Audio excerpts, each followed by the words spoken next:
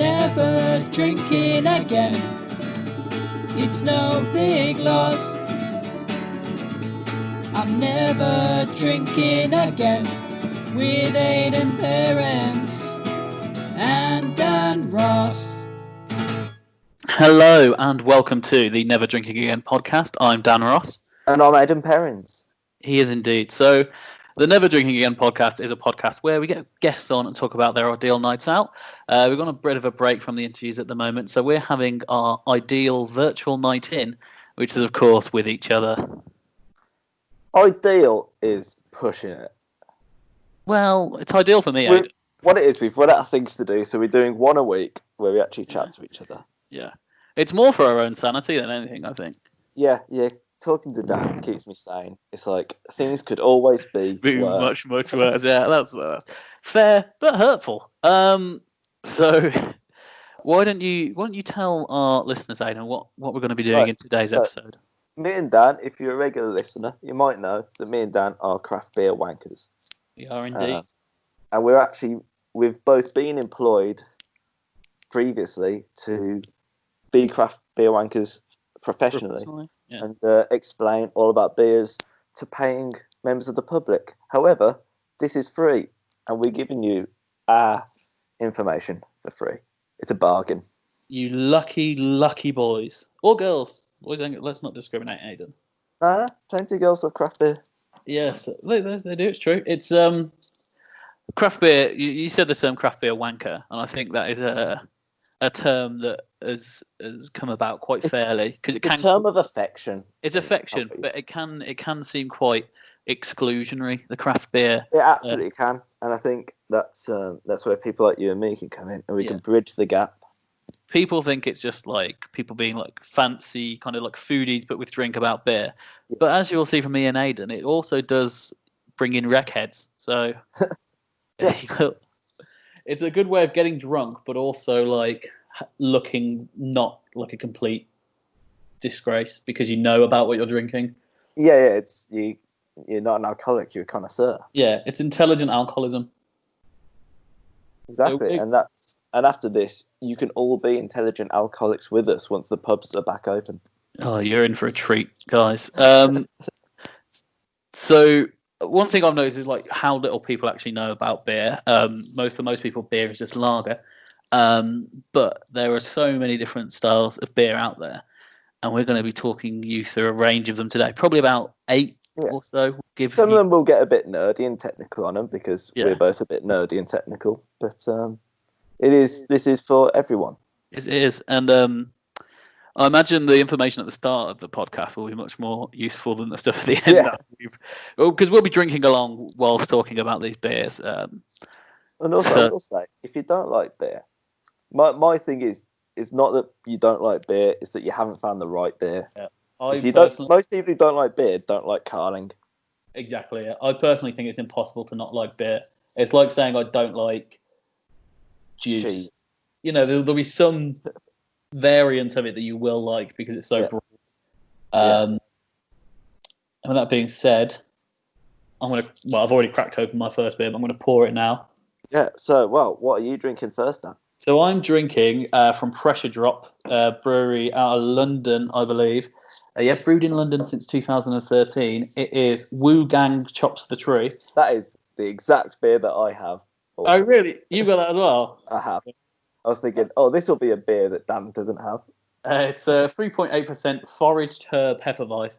It's probably in the region of the most craft beery wanky thing you can have. Yeah, but I mean the words foraged herb. I'm already like, oh god. A foraged herb craft beer. Like, you're not getting this at Spoons. No. Have you drank it before?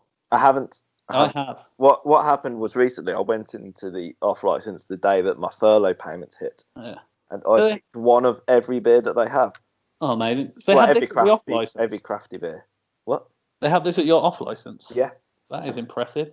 And in that I spent £125 at my local off license. Jesus. They were happy to see you. Oh, they loved me. You've paid off their like lockdown worries then. All these small. To be fair, I think the off license is doing all right at the moment. Yeah, Well, alcohol sales are up, but equally every single pub is closed. So I don't know. So off-license sales will be up. Well, they've brought in extra members of staff because I recognise someone there that I know from work and gets another off-license. Amazing. Like, oh, you're at this other off-license we used to go to. Amazing. Are you having this one as well now, or are you having not right now. So why don't you explain what a Hefeweizen is? So a Hefeweizen. So it's a style of wheat beer. Wheat beer is anything where the mash, so the malt in the beer, which is where you get the sweetness and the colour of beer. So it's any great. I feel like I'll keep having to explain stuff, but yeah, the mash comes from the malt, which is any grain you can extract sugar from to make beer with. And a wheat beer is when that mash is at least 60% wheat. It's normally mostly barley for most beers, but with a wheat beer, it's 60% wheat, which gives it a bit of a sweeter taste, also a lot hazier as well, because wheat has more protein in it than barley. So it is kind of like having a sports drink. You know, have this, get down the gym. Well, you can't get down the gym. Have this, go into your home gym, pump some iron, and you'll be feeling amazing. Hefeweizen with Joe Wicks. Yeah, he's hurt his hand. I don't know how he did that. That's what exercise does. Don't do it, kids. Exercise causes injury. Alcohol causes happiness. And go in A&E on a Friday night, see what it's like. Yeah, it's all people but exercising. It's no drinkers. So two main styles of like foreign wheat beer you get are Wit beers, which is the Belgian style, and Weiss, which is a German style. Which Wits tends to be fruitier, Weiss less fruity, more malty. Yeah, so the Wits, it's usually orange and coriander, isn't it, in a Belgian? Yeah, you can get other stuff as well. Like, you can, but the usual ones, such as Blue Moon. Blue Moon's probably the most common style. Blue Moon, yeah. Or Hogarth. Hogarth, Blue Moon and Hogarth are the two most well-known ones. German beers don't do that because of the German beer laws of 1516. Reinheitsgebot, indeed. And which state you can't add anything into beer other than the 4 key ingredients of beer, which are water, malt, which is just barley or wheat in the German case, hops and yeast. And then they derive flavour from the yeast, which is what a Hefeweizen is. So Hefeweizen derive flavour from the yeast. Yeah, to clarify. And Hefe is German for yeast, so it's a yeasty Weiss beer. I don't think this is technically, can this be a Weisser if it's got forest herbs, you see? Yeah. So I'm thinking it doesn't follow the Reinheitsgebot. Yeah, it's a Hefeweizen style wheat beer, if anything. Although there's lots of German beers now which don't seem to follow it. Like you get like grapefruit beers which actually have added grapefruit. I know that, but you're thinking of Schofferhofer grapefruit. I am. I don't think that gets around it because it's not called beer. It's called beer mix. Oh. I think that would be. That's a sneaky little trick from those guys. Yeah. Sneaky little Germans. Can't trust them. So yeah, this is 3.8%. So a nice sessionable beer. And I noticed a lot of the people who are less used to craft beer, and they go in and they see 6, 7, 8%, they get a bit wary. But you can get some really nice lower ABV stuff. And I've moved more to the session stuff just because it's more readily available in shops and things. Yeah. Whereas I am normally actually I like the stronger stuff. What's the strongest beer you've ever had, do you think? I think there was a 13% Belgian beer. Is that Stafford Hendrick? I don't think it was. I believe it was Golden Drac. Okay, that sounds good. It was a quad. Just on name alone. 13.5, I think. Nice. Yeah, I think I've had a 13%. I think it was Stafford Hendrick as well. I don't know, I've had barley wine as well, which is 17, 18%. It can be. Some barley wines now are 10, 11%. Yeah. But barley wine is fortified beer, basically, and it's very, very sweet and very, very alcoholic. And it'll give you a hell of a hangover for anyone who wants that in their life. So what flavour does the yeast usually bring out in a Hefeweizen? Oh, that's a great question, Aiden. So you can get a few different flavours. Normally any kind of bready, malty flavour. A very popular one is, of course, banana. Yeah. Which you can get in from the oldest brewery in the world, their Hefeweizen, Weihenstephaner Hefeweizen beer. It's banana and clove. which is mad when they haven't put either of those things in. It's crazy. It's science, man. Brewing science. And then they discovered that in like 1644 or whenever. Yeah.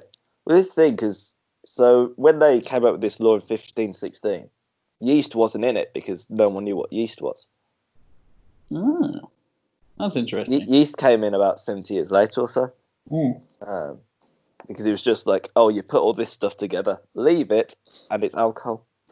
Sweet. And then obviously we found out about yeast and started culturing them to create these flavours. So in 1516, the beer would have been horrid. I've tried some like old British style beers, which would have been like smoked beers. Oh yeah. And they just taste really smoky, essentially. Yeah. Well, it's a lot of sour stuff, which we'll come on to because that's what I'm drinking right now. Amazing. Shall I give a review of Wu Gang Chop to the Tree? If you want. Okay. It's quite light-bodied compared to like my normal Hefeweizers. It's got a nice, sessionable flavour. So it gets a thumbs up from me, Daniel Ross. What a review, thumbs up. I mean, I'm going to give everything a thumbs up because I think I'm going to tag all these breweries on Instagram to try and, get some love. So tag them when they listen to it. It's like, your beer is shit, mate. But no, this is a nice... Pressure Drop are usually pretty good. Yeah, it's a nice sort of sessionable. If you're looking for something, you could have a few of these. It's a bit different, but you could have a few of these, which I think is nice. Yes. So what I'm drinking right now is all the way from Canada. Whoa, is it Collective Arts? It is Collective Arts Brewery, who, anyone who knows me, they're my favourite brewery. What is about them that just puts them They just make really good beer, to be honest. It's essential, just smash it out of the park every time. And they're quite cool cans. They're called Collective Arts because they collaborate with a lot of artists. Like they've got one called Audio Visual Lager, and every can sort of promotes a different sort of unknown musician from the local area in Ontario, I think it is. Yeah, that's so craft beer wankery. But I mean, I say that it is, and that's why I absolutely love it. Cause like this peak craft beer wanker. So this is a raspberry dry hopped sour. Raspberry dry. That does sound nice. I think I might have had that. It's called. No, that's what it is called. Oh yeah, I had. They did a collaboration with Northern Monk, and I had that beer, and it was bloody amazing. IPA, 7.4% IPA. Yeah, Collective Arts, man, the class. I've got one of theirs in my. Sour beer. That's like their kind of signature, isn't it? Sour beers. Collective Arts. Yeah. I don't think so. They do a lot of IPA stuff. I mean, I've got a Collective Arts in my lineup, and it's a sour. That Jam Up the Mash. No, it's a blueberry sour with cacao nibs. Oh yeah, I have seen that. It's just called blueberry sour with cacao nibs. Yeah. Well, they do loads of great beer. Yeah. So a sour, obviously quite sour. Now that's usually made with different types of yeast, I believe. Mm. What do you have? There's a few different ways, I believe, of making a sour. Possibly. The way that I first learned and then decided not to learn any other way was the main yeast that you'd use for beer are Saccharomyces, which have the basic sort of chemical formula of, what is it, sugar plus yeast equals alcohol and CO2. CO2, yeah. Whereas these use Brettanomyces as well, which are alcohol, CO2, and then an acid, often lactic acid. Often it can be other stuff. Lactic acid is quite a popular one. So it's a bit more of a wild yeast. Cool. And that's what creates the sour flavour. There's also the Belgian one, Lambics, which... Yes, so that is completely spontaneous. Kind of what we talked about earlier. That would have been before they really knew what yeast was. They just make it and they leave it and it spontaneously ferments. Love a bit of spontaneity. I'm all for it. And this beer is also dry hopped.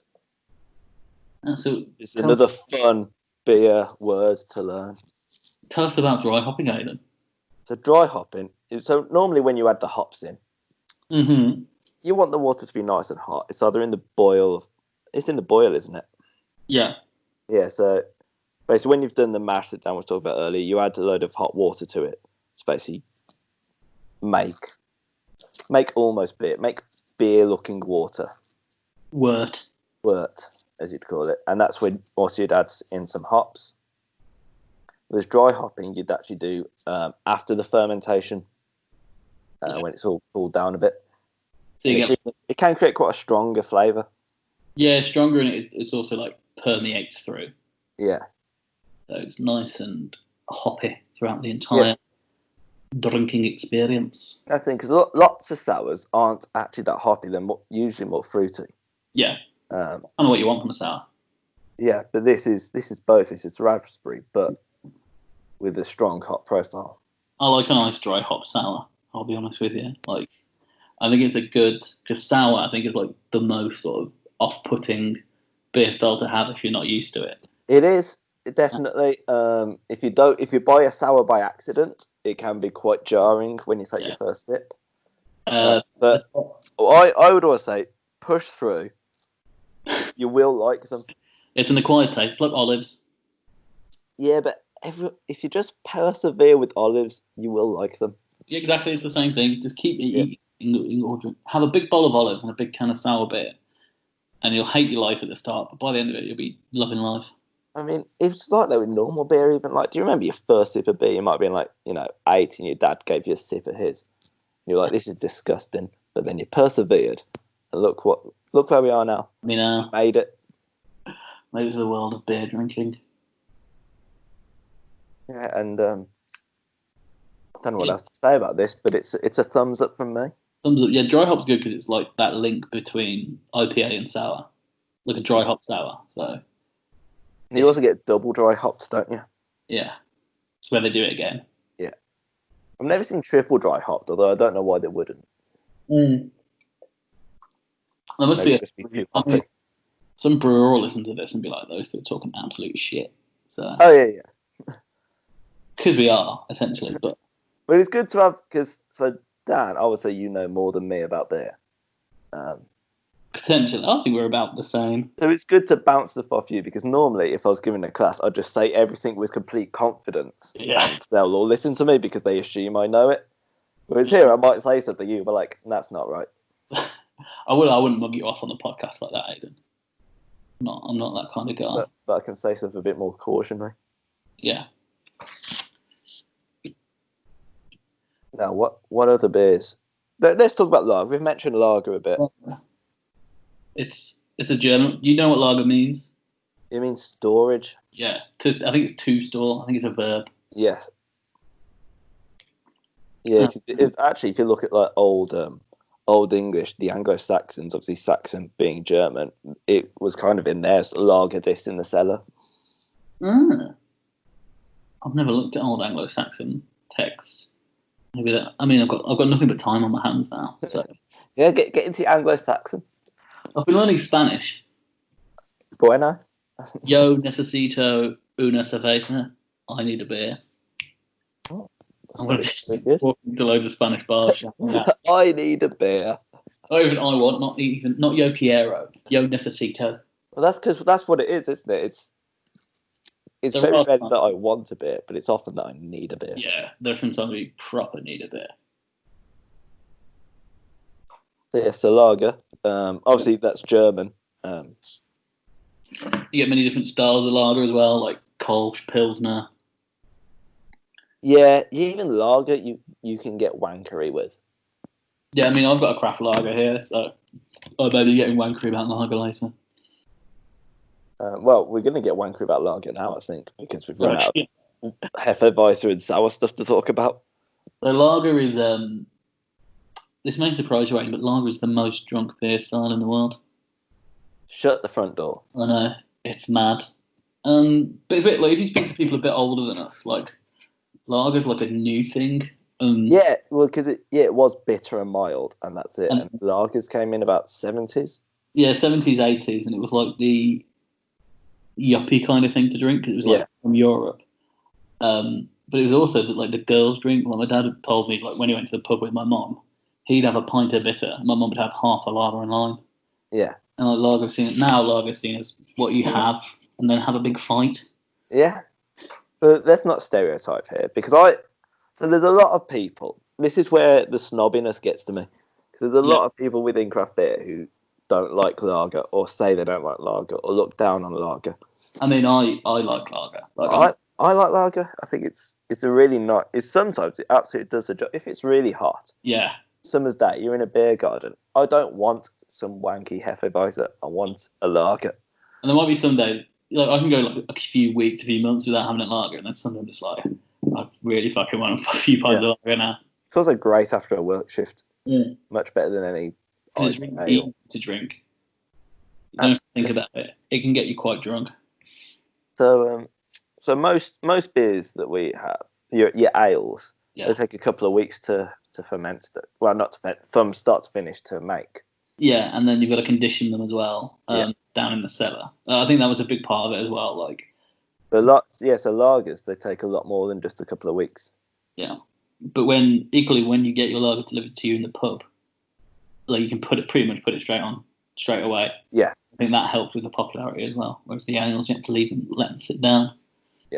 Yeah. So lagers obviously take so much longer because of the fermenting. So whereas the regular your beers, they warm ferment. Well, I always knew it was top and bottom ferment, but I never know which way around it is. Oh, so let me tell you something. Dan. This will be a novel experience.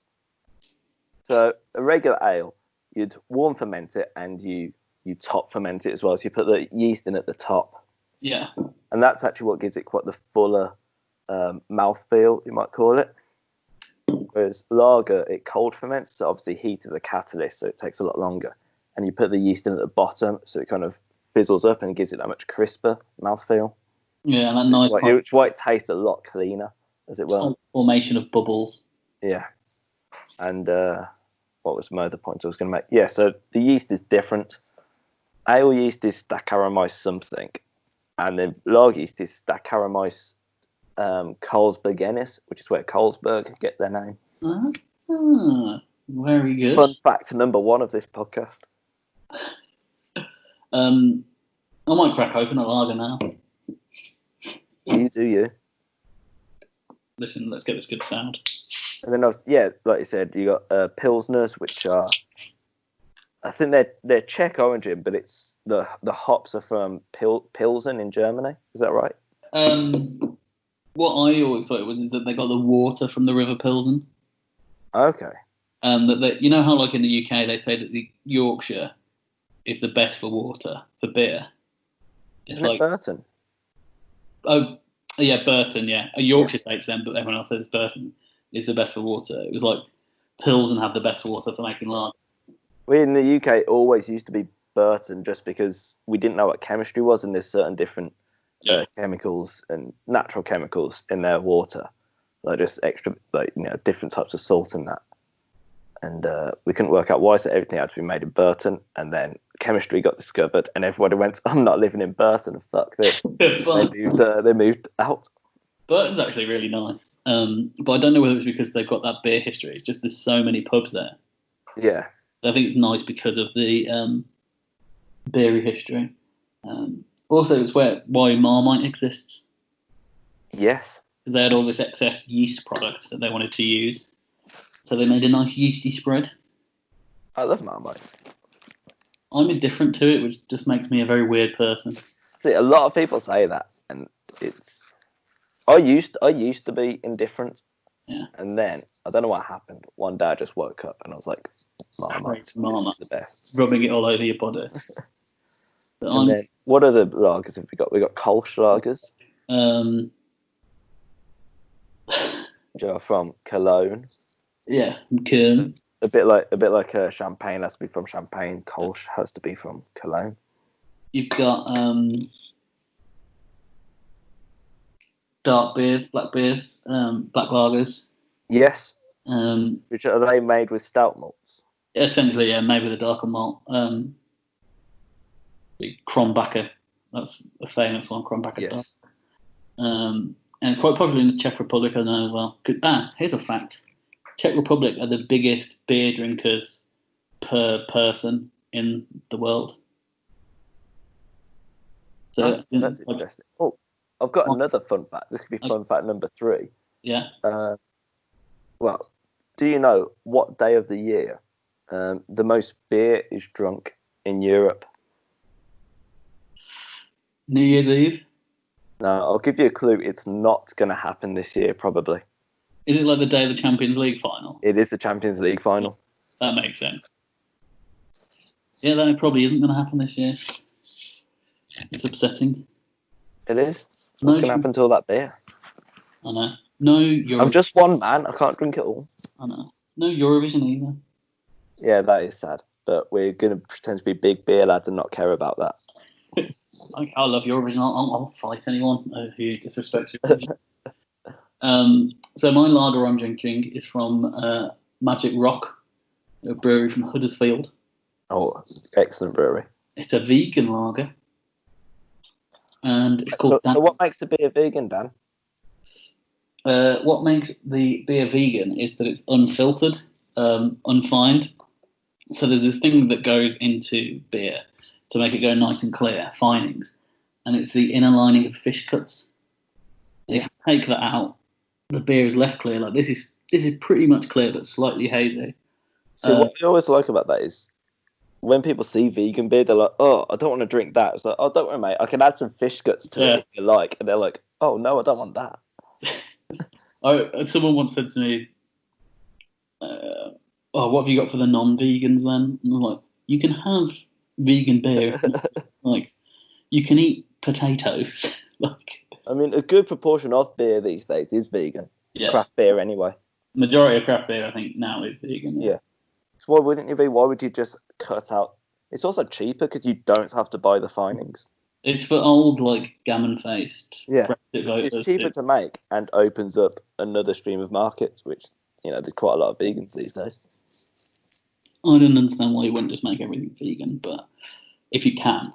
Like, obviously, I'm not telling McDonald's to make everything vegan because they make beef burgers, but like, if you're a brewery, you can make... Yeah. There's a few beers that it's difficult to do it with. Yeah. Lagers are less common, I think. Yeah. Than vegan ones. But this is a decent lager. What I like about Magic Rock is they're quite easy to find. Like a lot of supermarkets and stuff have them now. I know, but that's because they got bought out.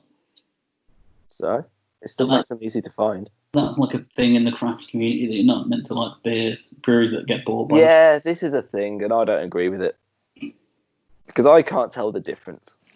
In terms of like I think the argument is that you're basically sold on the idea of being like part of your charm is being independent and small. Just means you're good. If some big company wanted to buy you, it just means you're basically, if you're not being bought out, you're just bad at it. The views of famous Tory MP Aiden and Dan. It is. If no one's trying to buy your business, it's not a great business.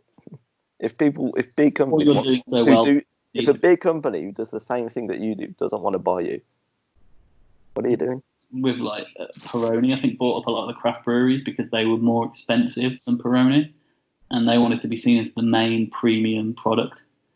So they bought them all out and then sold the beer they bought out for cheaper than Peroni.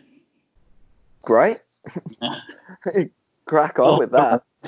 Because that is the thing that does put people off, and I completely understand it, is it is expensive. Yeah. And for me, it's just putting into perspective. What sort of things do you like? If you like, some people like spending money on, nice shirts, nice clothes, watches, stuff. Yeah, watches. Look, some people love going to like really nice restaurants. I like nice beer. I'd much rather spend my money, any disposable income I have, on beer than other stuff. Yeah, I think that's a good way of looking. The way I looked at it as well. So I don't know if I've said this on the podcast before, but I used to live in London. No. Yeah, so like in London, a Foster's is like a £5 a pint, whereas some nice IPA would be like £6 a pint. So economically, you might as well spend an extra £1. You're being overcharged anyway, so you might as well buy something that's nice. Yes, exactly. Which this Magic Rock, so dancing beer German lager is. I can't see anyone who wouldn't like this in terms of like regular lager drinkers. Yeah, Oh yeah, I think I've had that one actually. It's very clean. I found. Yeah. It's got a nice. It tastes like beer, which is a big thing for me. What do you mean it tastes like beer? Because my raspberry dry hop sour doesn't taste like beer. But it tastes like booze, doesn't it? In some way. Oh yeah. I don't like booze that doesn't taste like alcohol because I think it's. Yeah, I agree with that. You know, things like WKDs and single spirit mixers get out. Yeah, it's just like. I don't know. I think alcohol is actually really nice, and I think a lot of people like getting drunk. Again, I do, but they're just like, oh, once a day I can't taste to get drunk. So I don't. I really enjoy the taste of alcohol. I really like strong flavors like mezcal. And, Well, we both quite like short drinks as well, don't we? Yeah. Like we can sip a tequila. Yeah, which is how you're meant to drink tequila. Good tequila. Yeah, good tequila. If it's got a sombrero on the top, don't be sipping that. I mean, I drank lots of that at uni, but I mean, if you're not a student and you're drinking that, like, reevaluate your life. That being said, we're Skyping each other drinking, so maybe. A lot of people are doing that these days. Okay, yeah, back off me. Leave us alone. Alright, so have we exhausted lager? Yeah. I mean, we could, if anyone has any questions, get on the social medias, we'll respond. Yeah, we've got nothing better to do. Genuinely, I mean, please DM me any beer questions.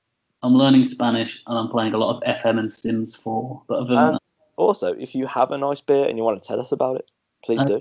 Or if any breweries want to send us some beer for free. Yeah, if any breweries want to send us some beer. I will. You know, they're not struggling enough at the moment, so might as well give away some free products. Yeah.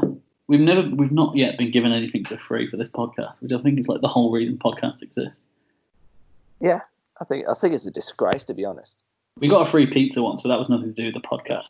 It is a disgrace, and I think Flight Club need to take a long, hard look at themselves. Flight Club, I think, have no idea about our existence, but if they do, sort your fucking lives out, lad. I mean, they can't invite us round now, but in the future. Yeah. You know, 20 quid bar tab on entry on reopening. Each of us. Yeah. Yeah, I think that's fair. I think we've earned it. And then they can put a plaque outside saying, "This is where the lads from Never Drinking Again podcast drink," and that will just the babes will be flying. That is true. So lager, very popular. We both like it. Yeah. Dickheads don't. What's your? And dickheads do. If you're in like a normal pub and it just had like your standard lager, so maybe some like shit handful IPA, which lager would you go for? Ideally, like the mainstream ones. Birra Moretti. Okay. If you get my hands on some Birra Moretti, I'm in. Maybe like San Miguel, I'd say. I'm not a fan of San Miguel. San Miguel just feels like a holiday drink to me because they do it a lot in Spain. We can bring the holiday to Sutton Coldfield. So I like to be weird about drinking San Miguel in this country. I quite like having holiday beers, not on holiday. Like in Spoons, they have Efes, which is like the Turkish lager. Oh yeah. Which you would not have if you weren't on holiday. And it's like, it just makes you still have it. Yeah, but I have it, and then you go outside, it's like pissing it down. And you see all the people leaving Nando's. You're just like, oh, probably a mistake. Oh, there's a lot of sediments in the bottom of my glass. Oh, what are you still on your sour? Or yeah, just about to finish off the sour, and I suddenly noticed it's a different colour. Well, you have to be careful with pouring a lot of these beers because the sediment. Here's the thing. So I quite like the sediment. So the sediment is a lot more of a tang, especially in the sour, because it's basically yeast, isn't it? Essentially, yeah. And sometimes you get like hops and that in there as well. Yeah, but it's largely yeast, and yeast is what creates the sourness. And because I love sour stuff, I love the sediment. What you can do is what I do on my tasting is like pour most of it out, leave a little at the bottom, and then pour that into a shot glass and be like, does anyone want to have the really sour stuff? Yeah, I could do that, but I'm by myself. Oh. So I'm not going to. Because I have done that because I stole that trick from you. Yeah, it's a good trick. I've been doing this a long time, boy. So I'm going to be moving on to an IPA just because we haven't discussed them yet, and I think that's probably got the most to talk about. Yeah, I mean, whenever I do my tastings, and like people are like, "What does IPA stand for?" I was like, "Listen, lads, wait till we get to the IPA because there's so much to talk about. I don't want to." People asking me questions before I've got to that beer. It's like I've got a whole spiel prepared that I've done 100 times for that beer. Let me get to it. My flow. So, IPA, of course, stands for India Pale Ale. Yeah, not Indian. Yeah, very important. If you say Indian Pale Ale to me, I will knock you out. Oh wait, I'm very friendly. Probably wouldn't even correct you. It depends. Yeah. If I knew you well enough, I'd correct you and make fun of you. But if we were just like casual acquaintances, I'd just let it slide. Yeah. Oh no, I'm way too much of a prick to let pedantic things like that slide. I think it's not Indian because it doesn't come from India. No, it comes from. It's a common misconception. Yeah. So, I mean, who wants to tell the story? I'll tell this. Well, because there's a load of different stories about the origins, but there's one that I learned because it was the easiest to learn. I imagine I told you it as well. I don't think you did. Okay, let's hear your story then. So in 1957. That's wrong. What? It's not 1950. IPA. 1757. Yeah. I'm kicking off there. In 1757, there was the Battle of Plassey, which is one of the battles involved in Britain taking over India. And go on, lads. In that battle, we won obviously, and set up the East India Company, so the trading company. Yeah, which is a trading company largely for actually taking sort of teas and spices and that from India back to Britain. But on the ship's way back, they take supplies for the soldiers out there. One of these supplies was beer. And there were two main beers at the time. There was porters, which are kind of like stouts and just horrible to drink in hot Indian weather. And there were golden ale, sort of regular pale ales. Yeah. They spoil on the journey. They don't last because obviously ships take ages to get anywhere. Imagining back then as well, a wooden ship from England to India. That's taken enough time, bro. Yeah, it was like 6 to 8 months or something. Yeah. And the beer just didn't last that long because we didn't have preservatives or anything. But they found out that hops actually act as like a natural preservative. They've got bacteria-killing properties. So if you get a regular ale and just stuff them full of hops, then they can survive the journey. And so all IPA means is hoppy. Lots of things but IPA in the label. All it means is hoppy. Yeah. But I used to before I knew that much about beer, but was into drinking it. I used to be like, "Oh, that's a hoppy beer," and not really know what I say. I think herbal and grassy. I was going to say florally bitterness. Yeah, hops can be quite bitter. Yeah. Although these days there's a lot of citrusy hops going around. That's kind of the trend right now. Yeah, New England IPA is a big one. Yeah, like American pale ales, which will often call themselves American IPAs because IPA is a more sort of recognisable term. But American pale ale is essentially just a pale ale made with American hops. Yeah, IPA, but American hops, which are often your more citrusy, juicy. Absolutely. And the one I'm drinking comes all the way from Norway. What? So is that Lervig? It is Lervig. Oh, they're one of my favourite. They're a top three for me. And it's called Orange Velvet. Oh yeah, I fucking absolutely love that beer. It is delicious. Yeah. It is. It's a very fruity one. It's got lime, mango, and vanilla in it. It's so creamy as well. No orange, weirdly. Yeah, it's quite cakey in a weird way. And it's a lactose IPA as well. Yeah. Sometimes they're called milkshake IPAs. They're really nice and creamy. It sounds horrible, creamy beer, but it's fucking amazing. Yeah, lactose is becoming much more popular in the beer world. Yeah. Which is annoying for lactose intolerant people because they have to start reading the label of everything. They have to be careful. But I'm sure they are anyway, you know. It also kind of sweetens up as well if you add a bit of lactose in. Yeah. The only problem with those is that they can be really sessionable. but then can be about 6-7%. It's only 5.5. Okay. Absolutely fine. Down it then? Down it fresher? No, it's too nice to down. Yeah. So that's a little can, isn't it? That's a 330ml. Yeah. But both the drinks I've had so far are stubbies. Okay, I had a 330, and then the Hefeweiss was a 440, but quite low ABV. Yeah, I thought I'd start with the stubbies because I can get through more while doing this. Good shout. Big Aid. Yeah, you get lots of different types of IPA. Obviously, we discussed the history. Actually, they died out for a long time once refrigeration came around.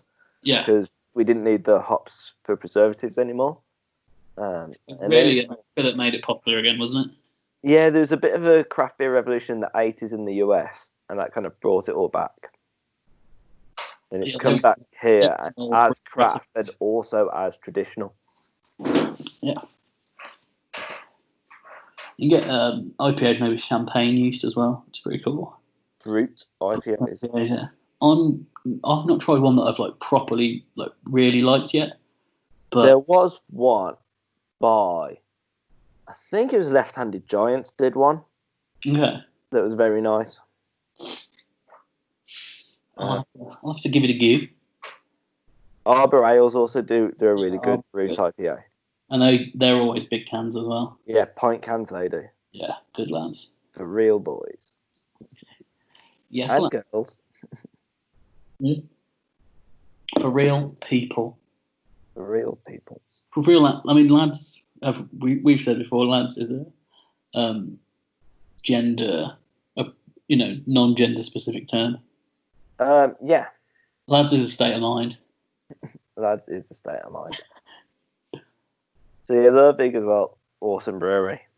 Also, some of their stuff's become more readily available. House Party, you can get quite a few places now. Their best which is an American pale ale, you could call it. Their best stuff though is their mentally strong IPAs and stuff. Oh yeah, they do some batshit crazy stuff. Have you had Sex Robot?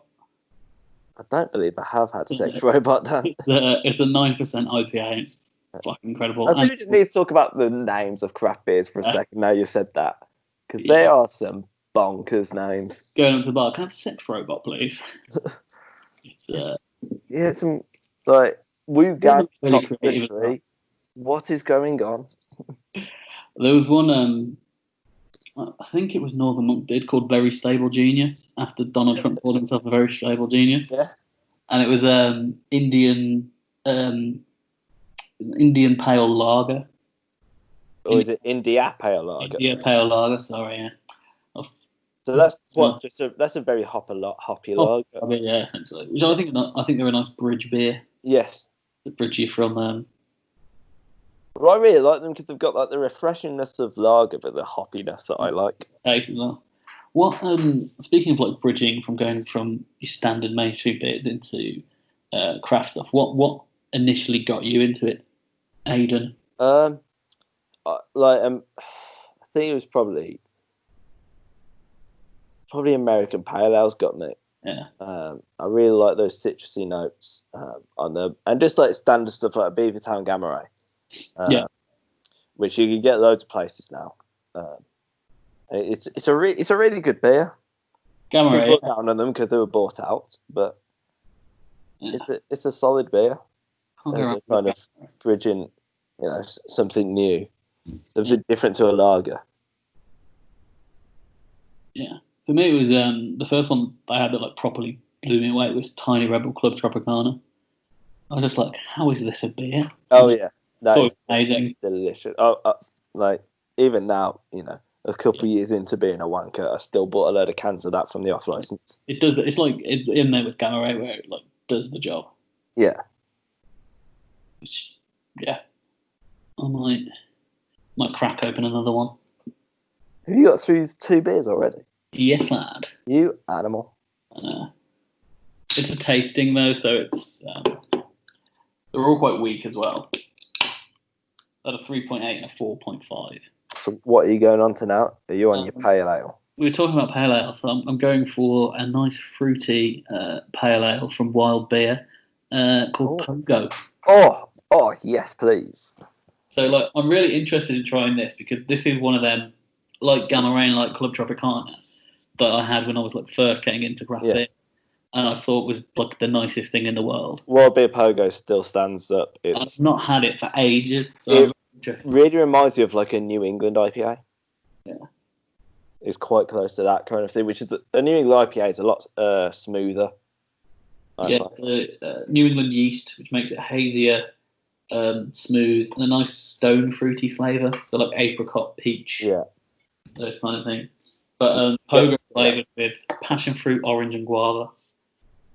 But I think you'll see what I mean. There's a New England sort of hint to it. Oh, it's not as exciting as I remember, but that's just because I've never tried anything like this before when I first tried it. But it still definitely holds up. It is very good. We haven't even talked about like stouts and porters yet. We've not even touched on it, and I've got a few here. So, stouts and porters, it is my understanding that they are technically exactly the same. Yeah. Guinness invented the word stout as a marketing ploy to make it different, and they were so good that everyone else started calling their stuff stout to be compared to Guinness. Okay, that's not the story I heard. My understanding is that porters were first, and they were very traditional English dark beer. And they were beer to sustain people like working on the docks, working on the markets, like people, manual labourers. Because it was like you get drunk, but it would also kind of feel like having a meal. So it was really good for that. And then they wanted something stronger, which is what stout was. So I always. Okay. I always knew stouts as essentially a stronger porter. Okay. That is different to what I heard. It was kind of hold up. So the porter I've got here is 4.5. And the stout I have is 5.2. So not a big load of difference, but you know, that's how I've always used. Well, stouts and porters are both dark beers, aren't they? Dark beers, darker malt, roasted malt, roasted malt, which brings out sort of a coffee, dark chocolate, that bittersweet flavour that you get. Yeah, really nice when you get one kind of licoricey. Really? I don't think I've had a licoricey stout. Oh, you're missing out, mate. Yeah, I really like them. They're very smooth, quite creamy a lot of the time. It's one of them where I have to have not had one in a while to like. I really like them, but I can't. They're not part of my regular beer consumption. They're a treat, if anything. For me, they're like if I've had not a heavy session, but like I've had a fair few beers or drinks at home, I'll have a stout just to finish it. I normally crave. It just puts a lid on things for me. Yeah. I've had a few drinks, I'm like, oh, a stout just puts a lid on things. It's something that, like, when I've not had it for a while, I properly crave it. Which I don't really get with IPAs, but I suppose that's because you drink. If you're into craft and you go somewhere, you kind of have an IPA pretty regularly. Yeah. Whereas stout is quite rare, so I was proper fancied a stout and porter, so that's why I bought 2 in my last shipment. I really like the strong ones, what you could call imperial stouts. You get imperial stouts, and you get like imperial anything really, but stouts and IPAs are the most common to find. And they're sort of 8+ percentage wise. I think so. With IPAs, a double is 7+, and a triple / imperial is 9+. Okay. So I don't know whether that stays true with stouts. They have to be above 9%. I didn't know there was a technical. Again, that was something I got told. I thought that they were more sort of colloquial terms. I was told that by a brewer. It may be a lie, but yeah, I think they're sort of rounded terms. Okay. But yeah, I think the best, my favourite beer I had ever had was an Imperial Bourbon Barrel Aged Stout from Cloudwater. I actually drank it in the brewery. Yeah. That's it. You get a lot of stouts which are sort of barrel aged in sort of spirits. Bourbon's a popular one. Yeah, just gives it really If you like bourbon, like I do, they're very nice.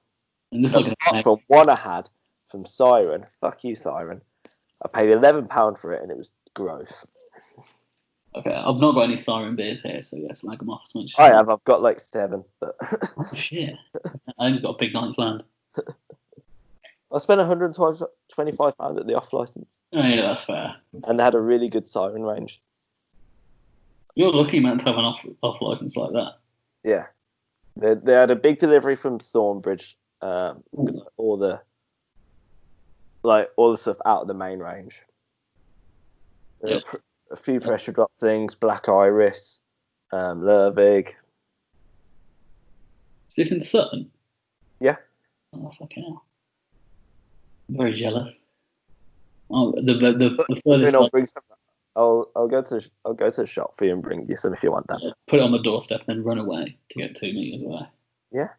The best I get is Brewdog, like in terms of shops near me. Oh God. Also, I like Brewdog. I do like Brewdog, but it's not. It's very basic. Yeah, it's like standard every day. Nothing. Like I can get that pretty much every shop here. Yeah. So yeah, I've had to order my beer online.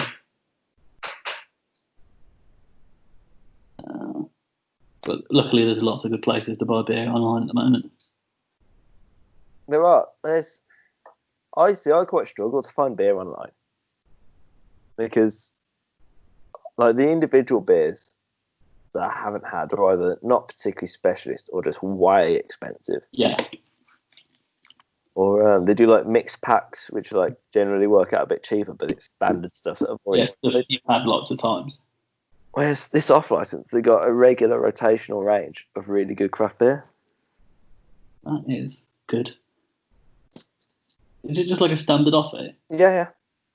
I don't think they did it before the lockdown. I think they've literally got this section in for the lockdown.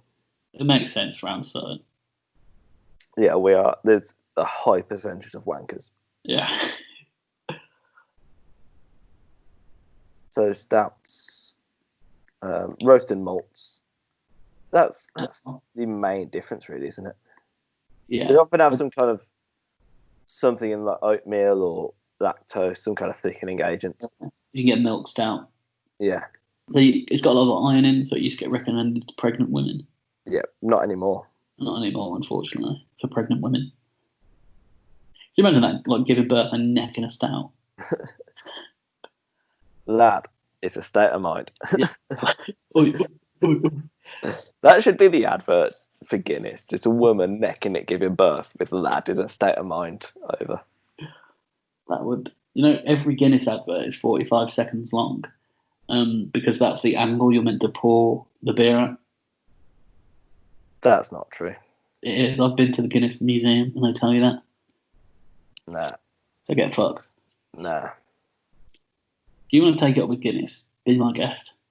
I'm just popping Guinness advert into YouTube, see if there are any videos longer than that. Oh, I've got to Google the facts. Because I bet there's some like real long ones. 1 minute. 45 minutes. 1 minute 40 is a popular one. Oh well, I got lied to at the Guinness factory. Yeah, 1 minute 32, 1 minute 03, 1 minute 31, 1 minute 2. The bastard lied. I used to tell that fact all the time in my taste master classes. I'm going to do it. I can't believe I haven't brought up my favourite beer fact of all. What's your favourite beer fact? Is that, so I've already spoken about how hops weren't really used a lot in the old days. They only sort of came out for preservatives. That's because in Britain we didn't like them. And actually the first description of hops written in the English language said bitter and detrimental to the soul of man. Fair comment. That's my favourite fact, and I believe that's fun fact number 5. We are rifling off these fun facts today. Full of them. So Guinness actually, so that's a dry Irish stout if you're interested. Oh. You can also get oyster stouts, which are mad. Oh yeah, with the oysters in them. Yeah. You get plum porters. Yes. You can get lots of fruity porters. I think colloquially porters tend to be a bit fruitier and a bit thinner. Yeah. I would agree with that. What beer styles have we got left? There must be something. So we've done. I'm just going through the list that we. Belgium. Of course. The beautiful country of Belgium. Yeah. Some amazing beers. Quite often, sort of blonde or brune, which is brown in Belgium. So lighter or darker colours. Tend to be a lot stronger as well because the drinking culture is different. Yeah, often sort of double is generally the weakest one, and that's about 7%. Then you go to triples, which is sort of between 9 and 10.5. And then quadruples, which are about 12. Yeah, 12 to 14. And because the beer culture there is essentially that you spend your time. I think maybe that was the first sort of non-lagers I got into. I was really into Belgian beers for a while before craft beer. Yeah, I mean they are undeniably fucking gorgeous. They're delicious. Yeah. I'm never drinking again.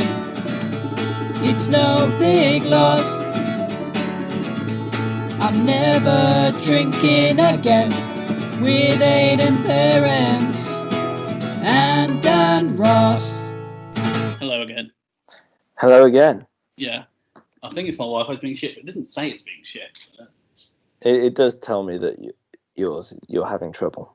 Oh, okay. Yeah, should be fine for now.